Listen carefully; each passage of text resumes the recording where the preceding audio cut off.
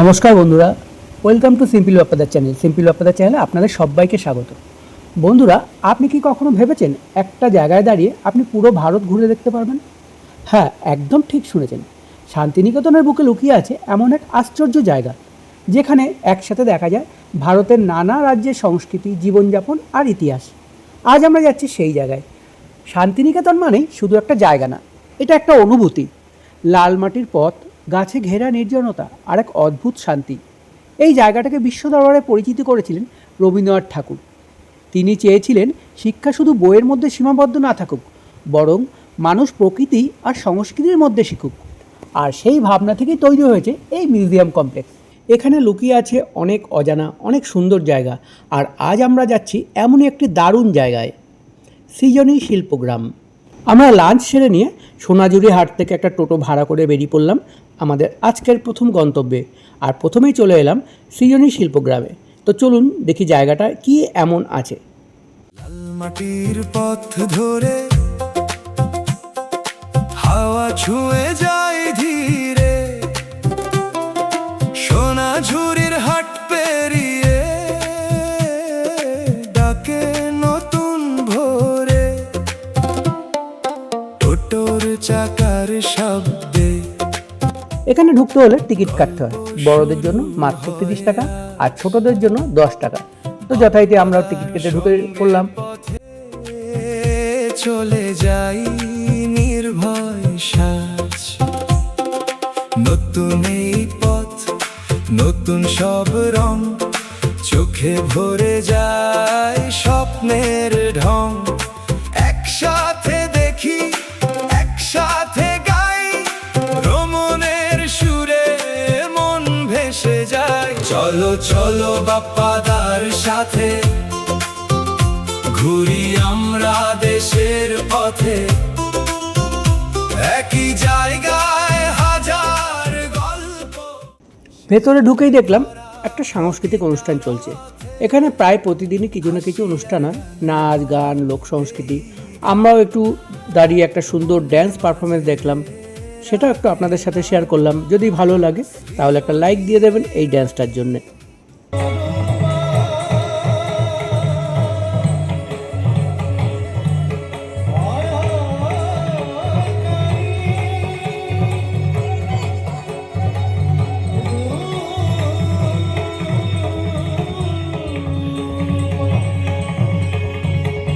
সত্যি বলতে লাইভে এই ধরনের অনুষ্ঠান দেখার একটা আলাদা মজা আছে।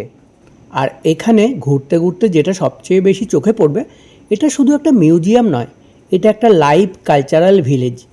কোথাও কেউ বাউল গান গাইছে, কেউ বাঁশি বাজাচ্ছে, কোথাও আবার লোকনৃত্য চলছে, আবার কেউ সেজেছে বহুরূপী। মানে পুরো জায়গাটা যেন ছোট্ট একটা মেলা। পুরো এই চত্বর জুড়েই রয়েছে হাতের কাজ করার অসাধারণ সব জিনিস। মাটি, কাঠ, রং, প্রতিটি জিনিসেই আছে শিল্পীদের পরিশ্রম আর ভালোবাসা। আমরাও এক এক করে সব দেখলাম। কোথাও সুন্দর মডেল, কোথাও শোপিস, কোথাও ঐতিহ্যবাহী ডিজাইন। যারা হ্যান্ডমেড জিনিস ভালোবাসেন তাদের জন্য এই জায়গাটা একদম পারফেক্ট। চলুন আর একটু ঘুরে দেখি এই সৃজনী শিল্পগ্রামের মধ্যে আর কি কি আছে।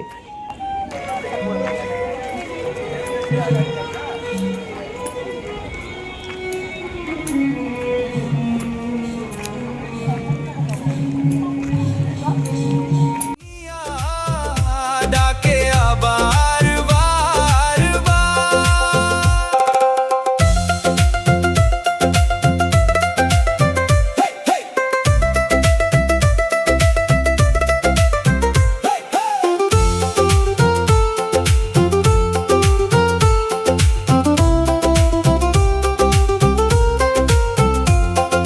কোথাও বাউল গান বাজে, কোথাও বাঁশির সুর, কোথাও নাচে লোকের দল, রঙে ভরে ওঠে ভুবন ভরপুর। হাতের কাজের প্রতিটা ছোঁয়া ভালোবাসার চিহ্ন, মাটি ঘ্রাণে মিশে আছে শত বছরের গন্ধ।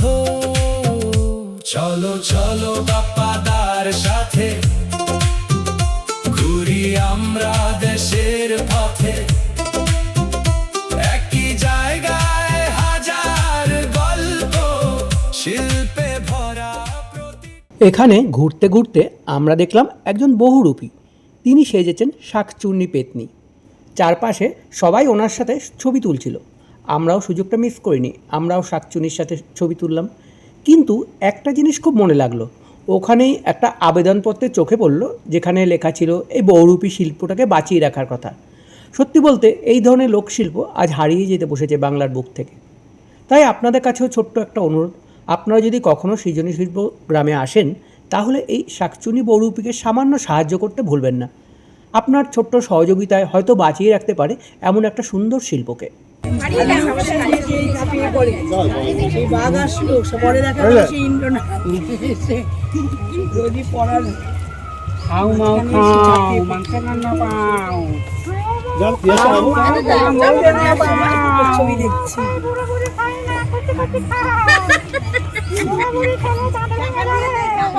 পয়সা দেন তো, ফটো তুললে পয়সা দেন।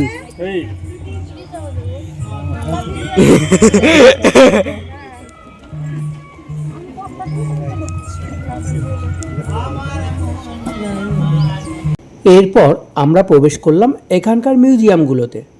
একটার পর একটা ছোট ঘর, আর প্রতিটা ঘর যেন আলাদা রাজ্যের গল্প বলছে। চলুন এক এক করে দেখে নিই। গ্যাংটক থেকে সমুদ্র পার, ত্রিপুরার বাঁশের ঘর, ঝাড়খণ্ডের সহজ জীবন, সবই আছে একসাথে ঘর। চলো চলো বাপ্পাদার সাথে। প্রথমেই আমরা ঢুকলাম ওয়েস্ট বেঙ্গলের মিউজিয়ামে। এখানে ঢুকতেই মনে হলো যেন একটা গ্রাম বাংলার ভেতরে চলে এসেছি। মাটির ঘর, কাঠের জিনিস, হাতের কাজ করা হাঁড়ি পাতিল, সব কিছুতেই একটা আপন অনুভূতি। রঙ্গা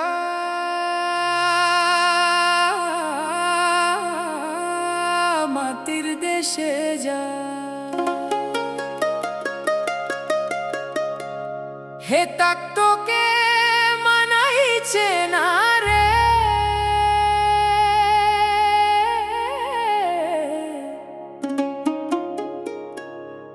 একেবারে মানাইছে না রে।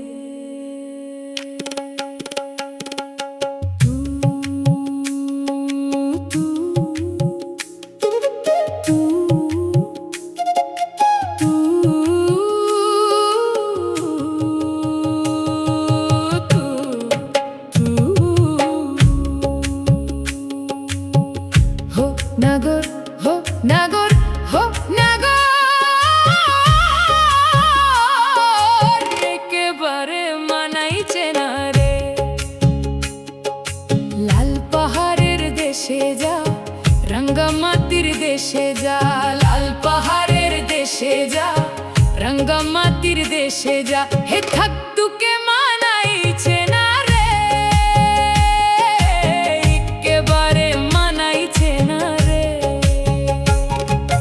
লাল পাহাড়ের দেশে যাবি, হারিয়ার মাদল পাবি, লাল পাহাড়ের দেশে যাবি, হারিয়ার মাদল পাবি, লাল পাহাড়ের দেশে যাবি, হারিয়ার মাদল পাবি, মেমোরদের আদর পাবি রে।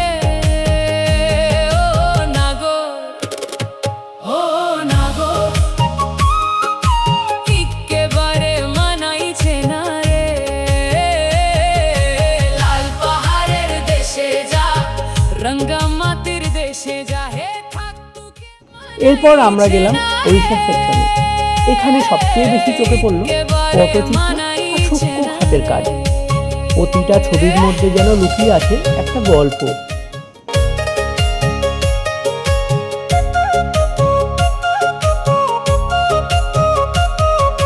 নদীর ধারে শিমুলে ফুল, নদীর ধারে শিমুলে ফুল, নানা পাখির বাসা রে, নানা পাখির বাসা। নদীর ধারে শিমুল ফুল, নানা পাখির বাসা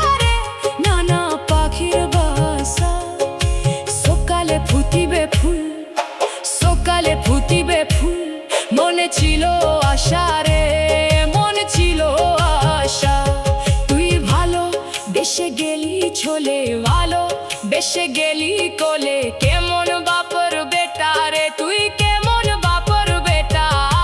লাল পাহাড়ের দেশে যা, রঙ্গা মাটির দেশে যা, হে থাক টুকে।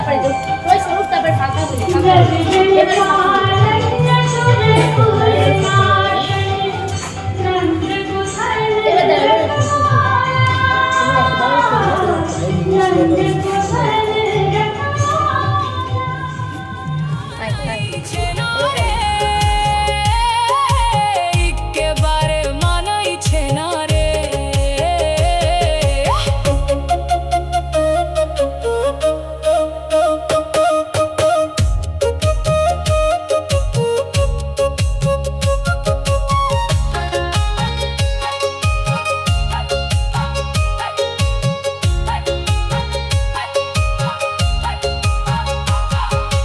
ভাদর মাসে ভাদু পূজা, ওরে ভাদর মাসে ভাদু পূজা, ভাদু পূজা।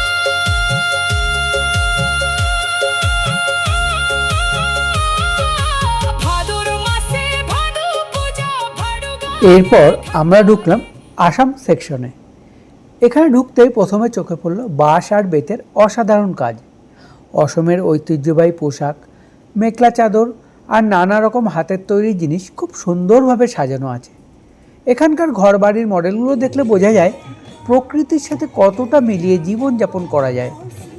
সব মিলে এই আসাম সেকশনটা খুবই শান্ত, খুবই স্বাভাবিক, কিন্তু তার মধ্যে লুকিয়ে আছে অসমের আসল সৌন্দর্য।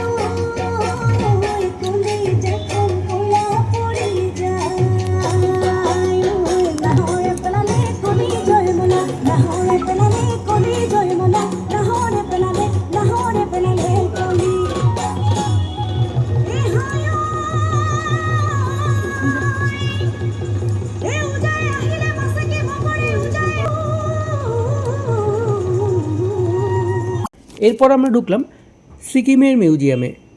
এখানে ঢুকতেই একটা পাহাড়ি পরিবেশ অনুভব করা যায়। বৌদ্ধ সংস্কৃতির ছোঁয়া, প্রিয়ার ফ্ল্যাগ, থাঙ্কা পেন্টিং আর ঐতিহ্যবাহী পোশাক সব মিলে একদম হিমালয়ের আবহ।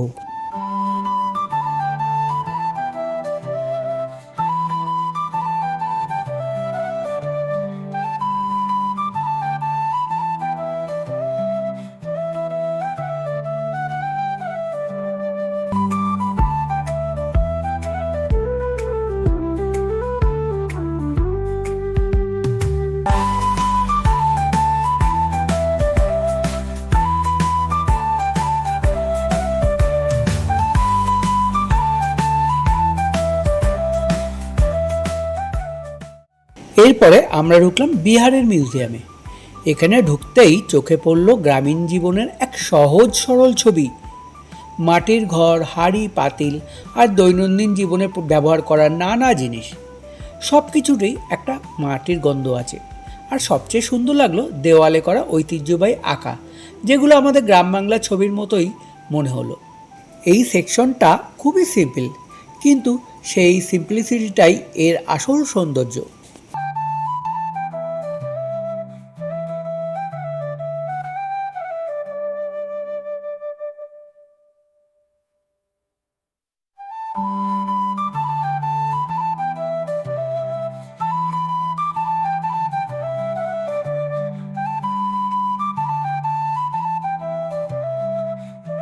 তারপর আমরা গেলাম ঝাড়খণ্ড সেকশনে। এখানে মূলত আদিবাসী সংস্কৃতির ছাপ দেখা যায়। মাটির ঘর, কাঠের জিনিস আর দৈনন্দিন জীবনের ব্যবহার্য উপকরণ খুব সহজ কিন্তু খুব গভীর একটা জীবনধারা।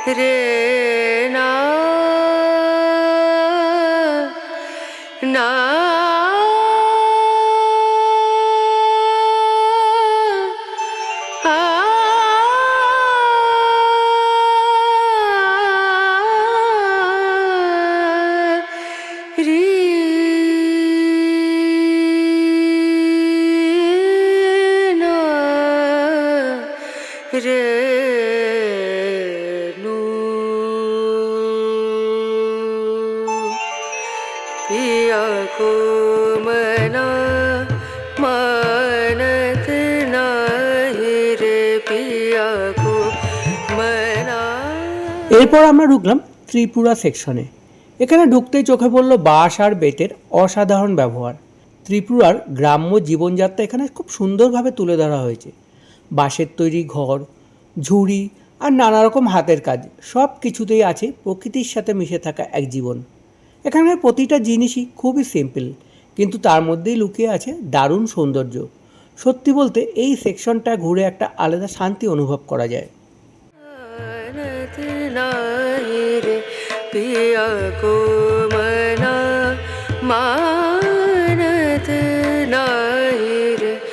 बेनती करते मैं तो हार गई रे, बेनती करते मैं तो हार।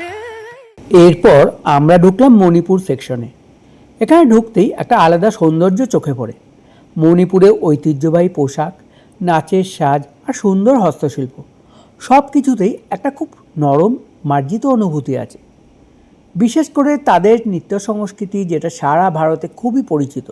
এই সেকশনটা খুব বেশি ঝলমলে নয়, কিন্তু এর সৌন্দর্যটা একদম শান্ত আর গভীর।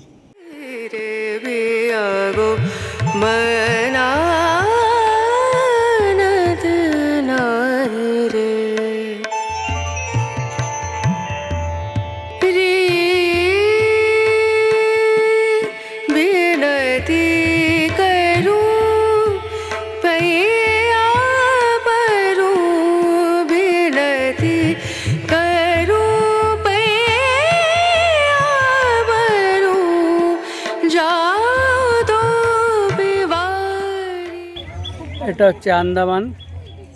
এরপর আমরা পৌঁছলাম আন্দামান আইল্যান্ড সেকশনে। এখানে আন্দামান দ্বীপের জীবনযাত্রা তুলে ধরা হয়েছে। সমুদ্র, কাঠ আর প্রকৃতি নির্ভর জীবন, সব কিছুতেই একটা আলাদা শান্তি আর সরলতা।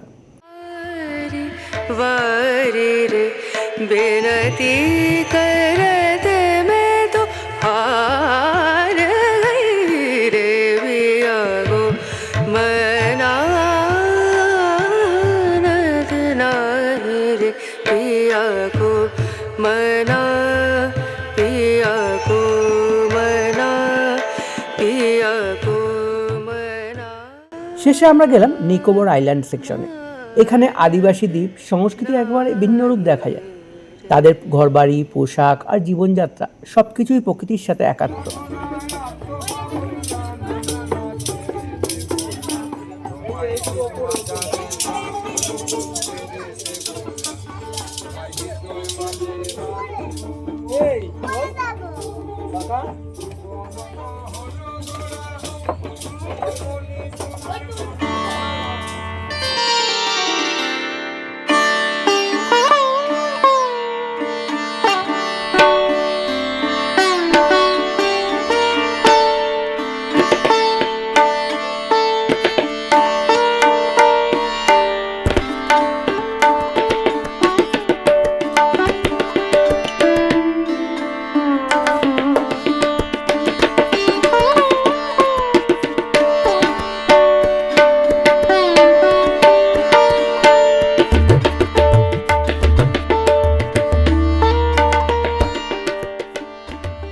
তো বন্ধুরা, এটাই ছিল আজকের আমাদের ভ্রমণ সৃজনী শিল্পগ্রাম শান্তিনিকেতন। এটা একটা জায়গা যেখানে এতগুলো রাজ্যের সংস্কৃতি, শিল্প আর জীবনযাত্রাকে এত কাছ থেকে দেখা যায়। সত্যি বলতে এটা শুধু ঘোরার জায়গা নয়, এটা একটা অভিজ্ঞতা। এখানে প্রতিটা ঘর, প্রতিটা শিল্প, প্রতিটা মানুষের মধ্যেই লুকিয়ে আছে একটা গল্প, আমাদের দেশের, আমাদের সংস্কৃতির। আর সবচেয়ে বড় কথা, এই ধরনের লোকশিল্প আর শিল্পীদের বাঁচিয়ে রাখা আমাদেরই দায়িত্ব। আপনারা যদি কখনো শান্তিনিকেতনে আসেন তাহলে জায়গাটা একদম মিস করবেন না, আর চেষ্টা করবেন এইসব শিল্পীদের পাশে দাঁড়াতে, একটু হলেও সাহায্য করতে। আর এই শান্তিনিকেতন নিয়ে আরও ভিডিও আমার এই চ্যানেলে আছে। আপনারা যদি শান্তিনিকেতনের এক্সপিরিয়েন্স চান বিভিন্ন জায়গার, সেগুলো আপনারা আমার এই চ্যানেল থেকে দেখে নিতে পারবেন। ভিডিওটা যদি ভালো লেগে থাকে তাহলে একটা লাইক করবেন, বন্ধুদের সাথে শেয়ার করবেন। আর এরকম আরও ভিডিও দেখতে চাইলে চ্যানেলটা সাবস্ক্রাইব করে সাথে থাকবেন, পাশে থাকবেন। কারণ আপনারা পাশে থাকলেই আমরা আরও নতুন নতুন জায়গা আপনাদের সামনে তুলে ধরতে পারবো। আজ এখানেই শেষ করছি, আবার দেখা হবে নতুন কোনো ভ্রমণের গল্প নিয়ে। ততদিন ভালো থাকুন, সুস্থ থাকুন আর ভ্রমণ করতে থাকুন। নমস্কার সবাইকে আমার প্রাণ ভরা, জল ভরা, ঢালাও ঢালাও, ঢালাই করা ভালোবাসা।